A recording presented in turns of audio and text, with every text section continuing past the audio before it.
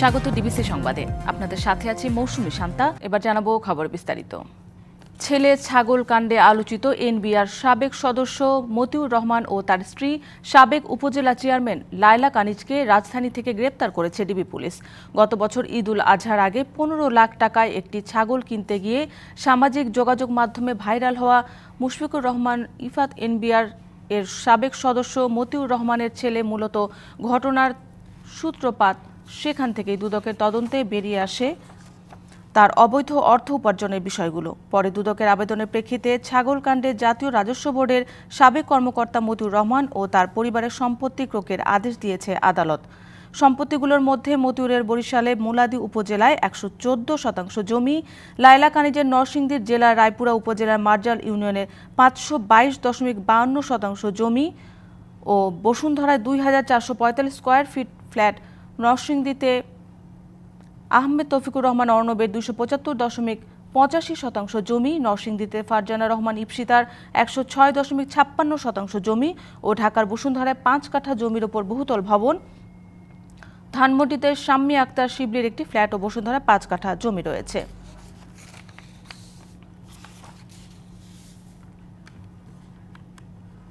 Zia furnace trust দুর্নীতি মামলায় বেগম খালেদা জিয়ার আপিলের রায় আজ। এর আগে মঙ্গলবার মামলাটির চতুর্থ দিনের শুনানি শেষে রায়ের দিন ঘোষণা করেন প্রধান বিচারপতি ডক্টর সৈয়দ রেফাত আহমেদের বেঞ্চ। আপিল বিভাগের রায় সাবেক প্রধানমন্ত্রী ও বিএনপি চেয়ারপারসন বেগম খালেদা জিয়া, ভারপ্রাপ্ত চেয়ারম্যান তারেক রহমান সহ সব আসামি খালাস পাবেন বলে প্রত্যাশা জানিয়েছেন হাইকোর্টে তার আইনজীবী।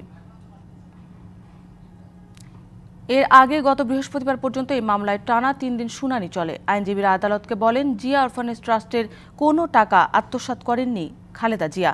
তিনি ট্রাস্টের সদস্যও না, শুধুমাত্র রাজনৈতিক প্রতিহিংসার কারণে খালেদা জিয়াকে 10 বছরের দণ্ড দেয়া হয়।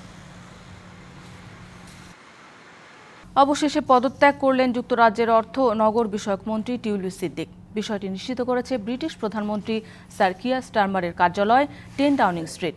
বাংলাদেশের সাবেক প্রধানমন্ত্রী শেখ হাসিনার ঘনিষ্ঠজনের কাছ থেকে ফ্ল্যাট উপহার নিয়ে চাপের মুখে ছিলেন তিনি। পদত্যাগের সিদ্ধান্তের কথা জানিয়ে মঙ্গলবার ব্রিটিশ প্রধানমন্ত্রীকে চিঠি পাঠান হ্যাম্পস্টেড অ্যান্ড হাইগেট আসনের লেবার পার্টির এমপি এবং বাংলাদেশের সাবেক প্রধানমন্ত্রী শেখ হাসিনার ভাগ্নি টিউলিপ সিদ্দিক।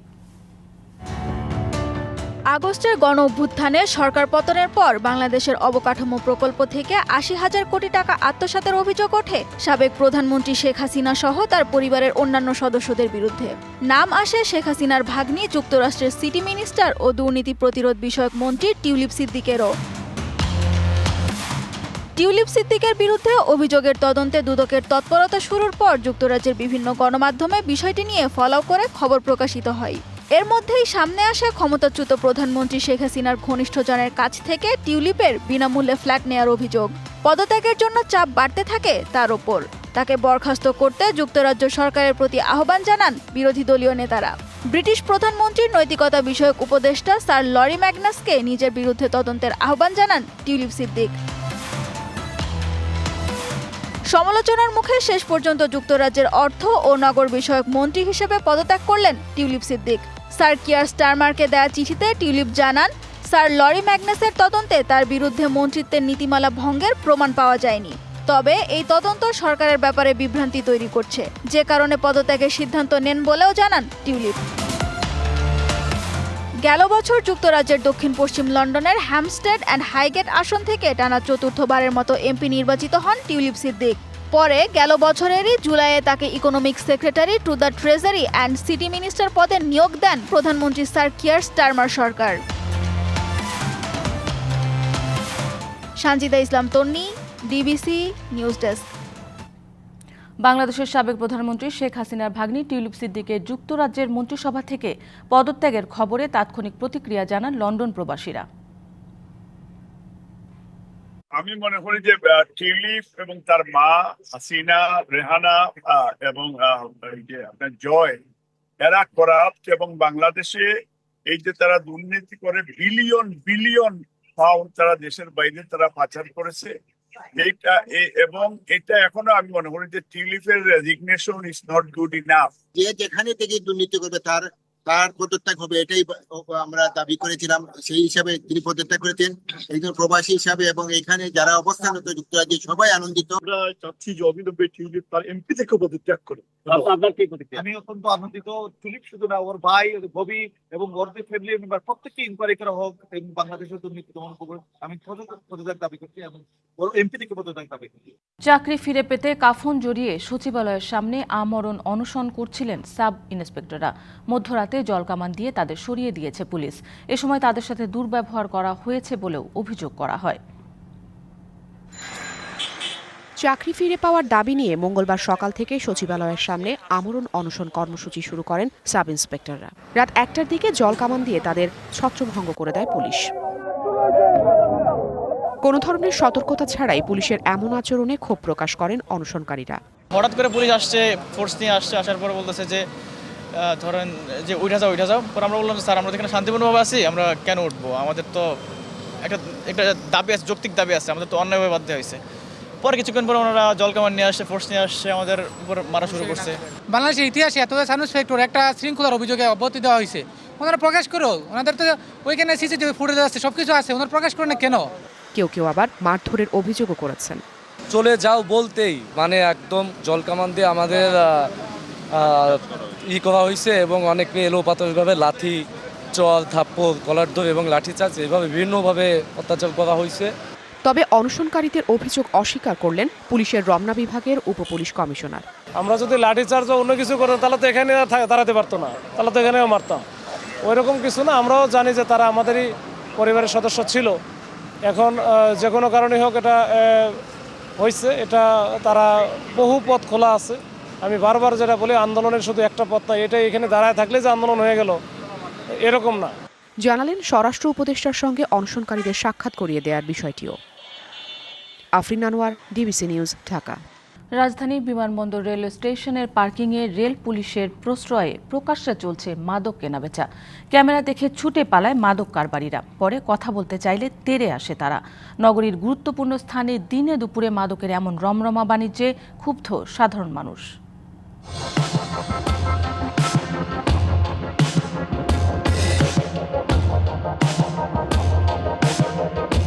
ডিবিসি নিউজের ক্যামেরা দেখে এভাবেই ছুটে পালায় মাদক বিক্রেতারা। এই দৃশ্য রাজধানীর বিমানবন্দর রেলওয়ে স্টেশনের পার্কিংয়ের।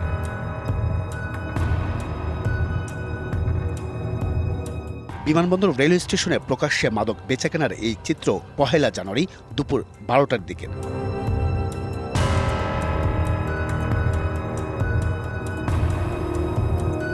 ঘণ্টা দুয়েক পর আবার ক্যামেরা দেখে ভৌ দৌড় দেন মাদক কারবারিরা। এ সময় কথা বলতে চাইলে তেড়ে আসে তারা। আপনি এরকম লাগাইছেন কে লেখা? বললাম তো কিছু নাই গা। নিজের গলা নিজে পোস্টম্যান, নিজের গলা নিজে পোস্টম্যান মারা যাবে দেখছেন। প্রথমে অস্বীকার করলেও পরে পরিবার ও পেটের দায়ে মাদক কারবারে জড়িত থাকার কথা স্বীকার করেন এই নারী। 3 জন দেখছেন, 3 জনই সকাল রাত। আমি 500 টাকা রানি, 500 টাকা রান্না বেচে আমি জায়গা। আনসারের সামনে বিক্রি করছে। আনসাররা আমাদেরকে হেল্প না করে তাহলে তো আমরা বিক্রি করতে পারবো না। আনসাররা যদি না খায় তাহলে আমরা করতে পারবো না। অনুসন্ধানে জানা যায় রেলের নিরাপত্তা কর্মীদের প্রশ্রয়ই চলে মাদকের কারবার। এ বিষয়ে জানতে চাইলে কথা বলেননি রেল কর্মীরা। আমার তো ওরা কি করে না করে এটা তো কি বলে। এই যে আপনার সামনে যে মাদকটা বিক্রি করতেছে, আপনি কিছু বললেন না কেন? ডিবিসি নিউজের ক্যামেরা দেখে এক পর্যায়ে তৎপরতা দেখাতে শুরু করে রেল পুলিশ। আপনার এই পুরো ওপেন প্লেসে মাদক বিক্রি হচ্ছে। আমার কাছে আমি আসছি 3 দিন। এটা আরএনবিসিআই আছে একজন, ওনার কাছে যাবেন। ওনা আমার ডিপার্টমেন্ট না ভাই, আমি পুলিশের, রেলওয়ে পুলিশের। বিমানবন্দর রেল স্টেশনের মতো গুরুত্বপূর্ণ স্থানে প্রকাশ্যে মাদকের ব্যবসায় ক্ষুব্ধ সাধারণ মানুষ। ওই যে একটা মহিলা বাচ্চা গুলে, ঠিক আছে, হ্যাঁ দিয়ে যে কি জানি দিতেছে, তারপরে আমার জিজ্ঞাসা করতে যাবে আপনি কি না, আমি কিছু লাগবো না। যে মাদক বিক্রি হইতেছে, ওপেনলি করা হইতেছে, কিন্তু পড়াশোনায় ব্যর্থতার কারণে কিন্তু এগুলা দৌড়াছড়া বাইরে মূলত রয়ে গেছে অপরাধীরা। মাদক কারবারে জড়িতদের দ্রুত কঠোর শাস্তির আওতায় আনার দাবি তাদের। Ariful Islam, DBC news, Dhaka. কিশোরগঞ্জ জেলার করিমগঞ্জের মোবারক হোসেন বৈষম্য বিরোধী ছাত্র আন্দোলনের সময় মেয়ের জন্য চিপস কিনতে গিয়ে রাজধানী রায়েরবাগে পুলিশের গুলিতে নিহত হন তিনি। এখনও বাবার অপেক্ষায় পথ চেয়ে বসে থাকে ছোট্ট শিশু আদিবা। আর পরিবারের একমাত্র উপার্জনক্ষম ছেলেকে হারিয়ে দিশেহারা পরিবার। সহযোগিতার পাশাপাশি জড়িতদের বিচারের দাবি স্বজনদের। 7 বছর বয়সে বাবা দ্বিতীয় বিয়ে করে আলাদা হয়ে গেলে মা ও 7 মাস বয়সী ছোট ভাইয়ের দায়িত্ব নেন মোবারক হোসেন। স্ত্রী সন্তান সহ তাদেরকে নিয়ে রায়েরবাগের আপন বাজারে ভাড়া বাসায় থাকতেন। একটি ইলেকট্রনিক্সের দোকানে কাজ করে চলত তার সংসার। বৈষম্যবিরোধী ছাত্র আন্দোলন চলাকালে 19শে জুলাই জুমার নামাজের পর 2.5 বছর বয়সী শিশু আদিবার জন্য চিপস আনতে যান মোবারক। বাসার নিচে নামতেই পুলিশের গুলিতে লুটিয়ে পড়েন মাটিতে। ছোট ভাই ও স্থানীয়রা তাকে উদ্ধার করে নিয়ে যায় স্থানীয় হাসপাতালে, কিন্তু চিকিৎসা দিতে অপারগতা প্রকাশ করেন ডাক্তার। পরে ঢাকা মেডিকেল কলেজ হাসপাতালে জরুরি বিভাগে নিয়ে গেলে মৃত ঘোষণা করেন চিকিৎসক। জুমার নামাজ পড়ে বাসায় আসছিল, আইসা খাওয়া দাওয়া কইরা পরে ওই কইতেছে যে আবু চিপস খামু, তো বাসার নিচে আমি চিপস লয়ে গেই, এই সময় গুলাগুলির ভিতরে পরে গুলি খায়। যে তো আমার মাই আছে, ওর তো একটা ভবিষ্যৎ আছে। সরকার এই যে আবেদন করি যে আমার মায়ের ভবিষ্যতের লাগিয়া সহযোগিতা করে। মরদেহ দাফন শেষে রায়েরবাগ থানায় মামলা করতে যান পরিবার, কিন্তু দেখেন উল্টো পুলিশই মামলা দিয়ে রেখেছেন মোবারকের নামে। মামলা না করেই ফিরে আসেন স্বজনরা। এখন সরকারের কাছে সঠিক বিচারের দাবি মোবারকের পরিবারের।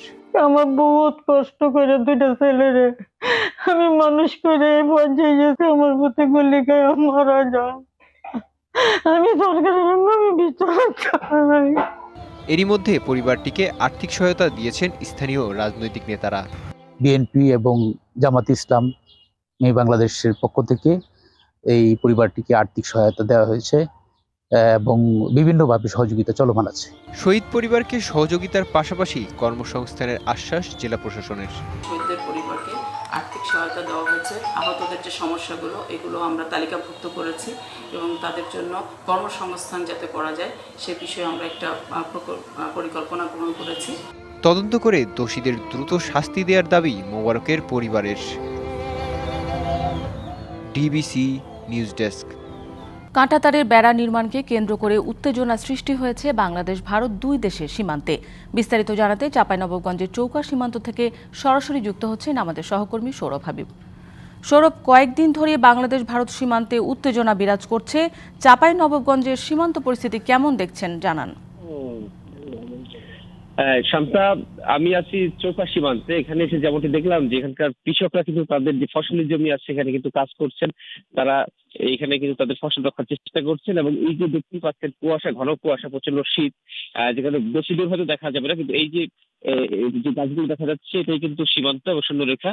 তো এই এলাকায় যখন বিএসএফ এর পক্ষ থেকে কাঁটাতার বেড়া নির্মাণ করা হচ্ছিল তখন কিন্তু এখানকার স্থানীয় যারা কৃষক আছেন বিজিবির পাশাপাশি কিন্তু তারাও কিন্তু সেখানে গিয়েছেন এবং প্রতিবাদ জানিয়েছেন এবং তারা কিন্তু প্রতিবাদ জানানোর ফলে কিন্তু সেই কাঁটাতারের বেড়া নির্মাণ কিন্তু আপাতত বন্ধ আছে এবং পরবর্তী বিজিবি বিএসএফ বৈঠক হয়েছে সেই বৈঠকে বন্ধ রাখা হয়েছে। তবে একটা আতঙ্ক কিন্তু রয়েছে এবং সেই যে ঘটনাটি হয়েছিল এবং সেখানে যে এলাকাবাসী কৃষক তারা যে প্রতিবাদ জানিয়েছিল তাদের মধ্যে যে আমার পাশে আছে বাবলু, তিনি একজন, তিনি তার ছবিটি কিন্তু বিভিন্ন গণমাধ্যমে এবং সামাজিক যোগাযোগ মাধ্যমে ভাইরাল হয়েছে। তিনি একটি হাসুয়া নিয়ে সেখানে অবস্থান করছিলেন বিজেপির পাশাপাশি। তো একটু বলবেন সেদিন কি হয়েছিল বাবু ভাই, একটু বলবেন। চৌকা সীমান্ত এলাকা ভারত কাঁটাতারের বেড়া দেয়, তাতে বিজেপি আমাদের বাধা দেয়। বাধা দিতে যে দিয়েছে উত্তেজনা মানে গালিগালাজ দেয়, তখন ওরাও চলে গেল, আমাদেরও বিজেপির ভাইরা চলে এলো। এবার ওরা গপ্ত করতে লাগলো, আমাদেরও বিজেপি ভাইরা বললো আমাকে বাড়ি থেকে এখন দিয়া কোদল আনান। কোদল আনালাম, আমরাও গ্রামবাসীকে সবকে খবর দিলাম, দিয়া ওখানে গেলাম, যা আমি বিজেপি ভাইদের পাশে আমি ছিলাম। ছিল কি কি মানে প্রতিবাদ জানাতে গিয়েছিলেন? আমি প্রতিবাদ জানার জন্য আমি ওখানে প্রস্তুতি বসছিলাম। মৌসুম সাহেব, আপনি শুনছিলেন যে এই যে কৃষক ভাইটিও সেদিনের প্রতিবাদ ছিল এবং ভাইরাল হয়েছে তিনি, এবং এভাবে কিন্তু প্রতিবাদ জানানোর পর কিন্তু আতঙ্ক আছে। এখন জনগণের আতঙ্ক শিখতে বলতে যে কোনো সময় তারা আবারও হয়তো কাঁটাতারের বেড়া নির্মাণ করতে পারে, এভাবে কিন্তু একটা আতঙ্কের মধ্যে চলছে। সৌরভ, আপনাকে ধন্যবাদ। কক্সবাজারের টেকনাফে সেন্ট মার্টিন দ্বীপে ভয়াবহ আগুনে 3টি রিসোর্ট পুড়ে ছাই হয়ে গেছে, তবে এখনো পর্যন্ত হতাহতের কোনো খবর পাওয়া যায়নি। মঙ্গলবার দিবাগত রাত 2:30টার দিকে দ্বীপের পশ্চিম সৈকতের গলাচিপা এলাকায় এই আগুনের সূত্রপাত হয়। স্থানীয়রা জানান, রাত 2:30টার দিকে দ্বীপের পশ্চিম সৈকতের গলাচিপা বিচ ভ্যালি রিসোর্টে আগুন লাগে। মুহূর্তেই তা চারদিকে ছড়িয়ে পড়ে। এতে একে একে শায়রি, বিচ ভ্যালি ও কিংসুক রিসোর্ট পুড়ে ছাই হয়ে যায়। স্থানীয়রা প্রথমে আগুন নেভানোর কাজ করলেও পরে যোগ দেয় কোস্টগার্ড, নৌবাহিনী ও টুরিস্ট পুলিশ। পরে প্রায় 1.5 ঘন্টার চেষ্টায় আগুন নিয়ন্ত্রণে আসে। কিংসুক রিসোর্টের পার্শ্ববর্তী একটি রিসোর্টের ময়লা পোড়ানো হয় বালিয়াড়িতে। এই ময়লা থেকে প্রাথমিকভাবে আগুনের সূত্রপাত বলে জানায় স্থানীয়রা।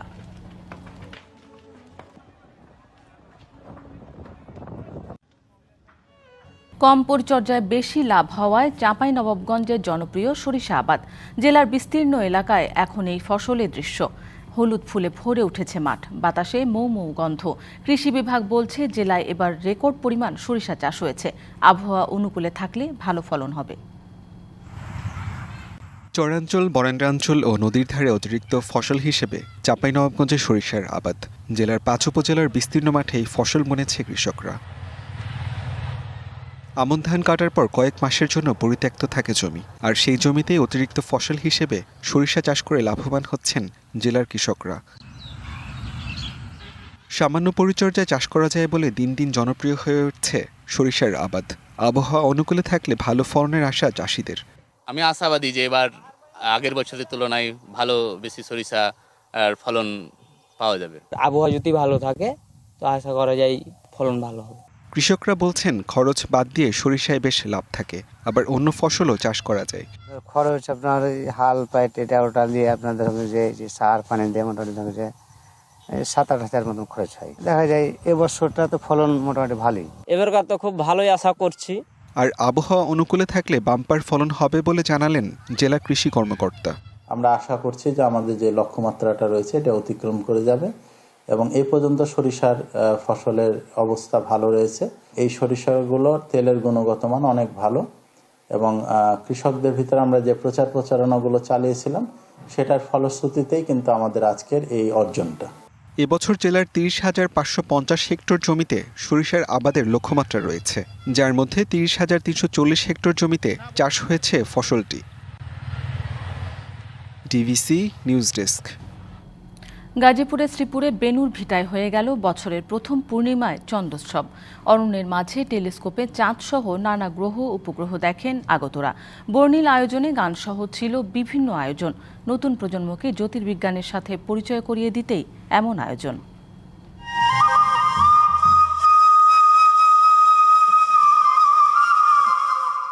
রাজধানী থেকে একটু দূরে গজারির বনের ছায়ায় গাজীপুরের শ্রীপুর। বনের ভেতর সন্ধ্যার পর থেকে চন্দ্র উৎসবে মেতে ওঠেন জ্যোৎস্না বিলাসীরা। বেনুর ভিটায় আয়োজন করা হয় চন্দ্র উৎসবের। অংশ নেন দেশ বিদেশের অনেকে। টেলিস্কোপে পূর্ণ চাঁদসহ নানা গ্রহ ও উপগ্রহ দেখার সুযোগ পায় আগতরা। বাঁশি, দোতারা সহ লোকজ বাদ্যযন্ত্রের তালে তালে মোহমুগ্ধতা সৃষ্টি করা হয় আয়োজনে। ছিল চাঁদ নিয়ে তথ্যচিত্র প্রদর্শন। আয়োজনে ছিল শীতের বিভিন্ন প্রকার পিঠা। বীর মুক্তিযোদ্ধার সংগঠক শাহজাহান মৃধা বেনুর ব্যক্তিগত উদ্যোগে দেশের প্রথম স্থাপন করা মহাকাশ মানমন্দিরে 14 ইঞ্চি ব্যাসের একটি টেলিস্কোপ। জ্যোতির্বিদ্যাকে নিজ দেশে প্রসার ও নতুন প্রজন্মকে আগ্রহী করতেই এই উদ্যোগ বলে জানান প্রতিষ্ঠাতা। মহাকাশ হলো আমাদের আগামী দিনের ঠিকানা। সেই মহাকাশেরই আমাদের উপগ্রহ হলো চাঁদ। আমাদের যুবক, কিশোর এবং সবাইকেই সেই খবরগুলো দেওয়া, আর সাথে সাথে আমাদের মহাকাশ বস্তু যাতে তুলনামূলকভাবে ভালো দেখা যায় তার জন্যই এই মানমন্দির। জ্যোতির্বিদ্যার মাধ্যমে আগামী প্রজন্ম আকাশের প্রতি জানার আগ্রহ বাড়বে বলে মনে করেন আয়োজকরা। DBC news desk. অসাম্প্রদায়িক দেশ গড়তে সকল সম্প্রদায়কে মিলেমিশে কাজ করার আহ্বান জানিয়েছেন বৌদ্ধ ভিক্ষুরা। মঙ্গলবার বিকেলে চট্টগ্রাম জেলা পরিষদ সম্মেলন কক্ষে মহানগর সীতাকুণ্ড ও মিরসরাই দায়িত্বপ্রাপ্ত ট্রাস্টির সাথে মতবিনিময়কালে তারা এই কথা বলেন। ভিক্ষুদের নানা সমস্যার কথা উল্লেখ করে প্রবারণা পূর্ণিমায় ছুটির দাবি জানান তারা। এ সময় সরকারকে সব ধরনের সহযোগিতার আশ্বাস দেন ভিক্ষুরা। এতে প্রধান অতিথি ছিলেন জেলা পরিষদের প্রধান নির্বাহী সাব্বির ইকবাল।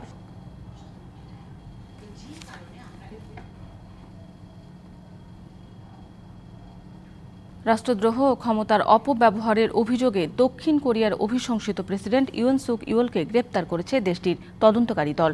রয়টার্স বলছে, স্থানীয় সময় বুধবার সকালে রাজধানী সিউলে নিজ বাসভবন থেকে তাকে গ্রেপ্তার করা হয়। এর আগে ভোর থেকে দ্বিতীয় দফায় গ্রেপ্তারের চেষ্টায় ইউলের বাসভবনের সামনে অবস্থান নেন তদন্তকারীরা। এরপর ব্যারিকেড অতিক্রম করে তদন্তকারী একটি দল বাসভবনে প্রবেশ করে।